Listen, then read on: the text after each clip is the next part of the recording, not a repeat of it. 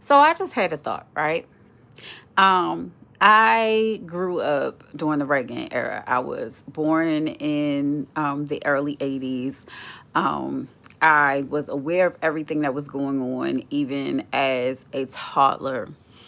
And mainly because I had grandparents born in the early 1900s that paid attention to what was going on. They lived through Jim Crow, they lived through the civil rights era. I had parents that grew up in the midst of Jim Crow. My father experienced Jim Crow, redlining, and all of that from the city version and from the country version below in the southern, in the south.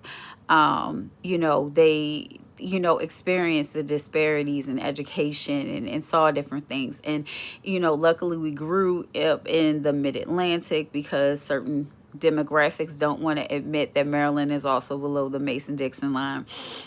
So therefore, it technically, according to that line, this is the South, right? So we are in the Mid-Atlantic area. But the one thing about the Obama administration was that we actually got to see a president that got it out the mud.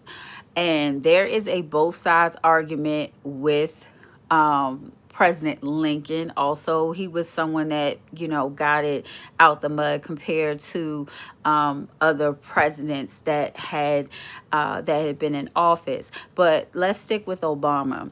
He loved his wife, one family, got it out the mud, grew up in a single family home, earned his keep, earned his degrees, would earn the highest honors in education, went through Congress. He had no background. He was squeaky clean and did everything he could and did everything right in this country, except for what, a tan suit, you know. Actually putting a vegetable garden in the White House, wanting to teach kids about proper health, which, he garnered through his wife as well.